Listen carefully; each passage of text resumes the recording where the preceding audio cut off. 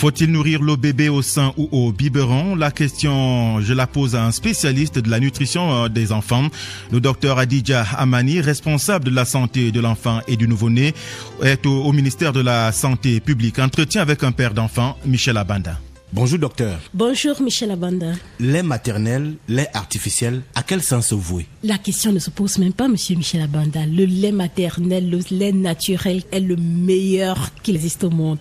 C'est d'abord un vaccin parce qu'il est plein d'anticorps. Donc les bébés qui sont allaités au lait maternel ont fait moins de maladies, moins de diarrhée. Il est moins cher, disponible à tout moment. Si vous devez utiliser ce lait-là, on ne sait même pas les conditions pour pouvoir assainir le matériel qu'il faut pour donner ces substituts du lait maternel par le lait artificiel. Ça coûte tellement cher. Donc le lait maternel, il est là, il est toujours à bonne température, il est disponible à tout moment, il est plein d'anticorps, plein de vitamines et c'est le meilleur lait qu'il faut pour le bébé. Nous comprenons que vous faites un plaidoyer pour l'allaitement traditionnel, l'allaitement maternel. Mais pourquoi se faire abîmer les seins à l'ère de la modernité alors que le biberon peut nourrir le bébé? Le lait maternel n'abîme pas du tout les seins. Ça dépend de la génétique. Donc, si c'est qu'il est dit qu'un sein va tomber, entre guillemets, comme on le dit au quartier, ou bien ça va devenir des sandalettes, il va tomber que vous allaitez ou pas. Nous avons des jeunes filles, elles se mettent devant vous, elles n'ont jamais allaité, mais ce sont des babouches. Donc, il faut pas dire que c'est l'allaitement qui abîme le sein, ça n'abîme pas. Au contraire, ça a de nombreux avantages, non seulement pour le nouveau-né, mais également pour la maman, la protection contre les cancers de l'ovaire. C'est une méthode de contraception naturelle, ce qu'on appelle la méthode d'allaitement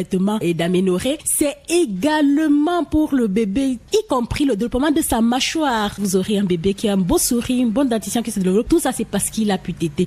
Donc, ça n'a que des avantages. Un bébé au beau sourire, au beau teint, ça peut aussi s'obtenir à partir du biberon?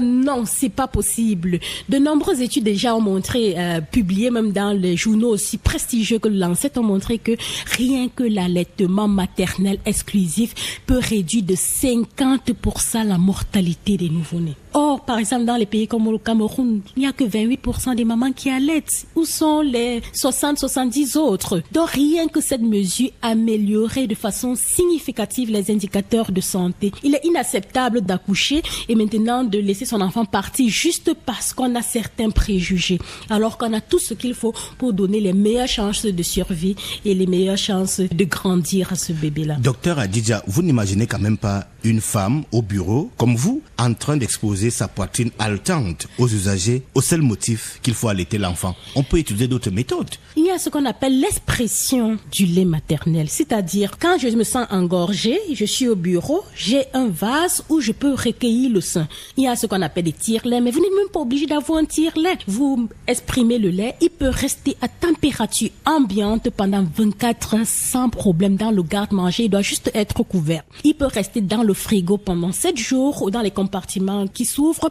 Il peut rester dans le congélateur pendant 6 mois. Donc vous pouvez aller en Chine, vous revenez. Si vous avez une grande réserve, votre bébé sera allaité exclusivement au sein. Donc être une femme au bureau n'exclut pas l'allaitement exclusif au sein. Les féministes, à l'instar de Simone de Beauvoir, décrivent l'allaitement maternel comme une servitude épuisante. Ce n'est pas loin de la réalité quand même. Servitude épuisante, je dirais non. C'est un moment de plaisir, de bonheur, où on construit une relation exceptionnelle avec son bébé. Il nous regarde dans les yeux, on le regarde dans les yeux. Et c'est ça qui tisse les liens forts. Ce lien émotionnel-là est important d'établir dès le bas âge. Mais ce que vous oubliez de mentionner, c'est que pour allaiter l'enfant, il faut beaucoup d'énergie chez la maman. Oui, il faut beaucoup d'énergie chez la maman. Donc, c'est pour ça qu'on recommande aux mamans de bien manger, équilibrer, de beaucoup boire. On demande également au papa d'être présent parce que on fait l'enfant à deux. Quand l'enfant grandit également, on a besoin du soutien des papas. Parlant de papa, et c'est un papa qui vous parle, docteur, le sein est lui-même au cœur d'une dispute entre le nourrisson et son père, éternel enfant. Comment régler ce type de litige en famille? Je dirais qu'il n'y a pas de litige. Monsieur Michel Abanda, il a toujours été clairement établi que le sein c'est pour le papa et le lait maternel c'est pour le bébé. Il n'y a pas de confusion, il n'y aura jamais de confusion. Dans le sein est et restera toujours pour le papa, d'accord? Et le lait maternel c'est pour le bébé. Donc il n'y a pas de litige. Le bébé et le papa font un partenariat gagnant-gagnant. Et la maman également. Donc c'est la famille qui gagne au finish. Docteur Adidja Amani, je vous remercie.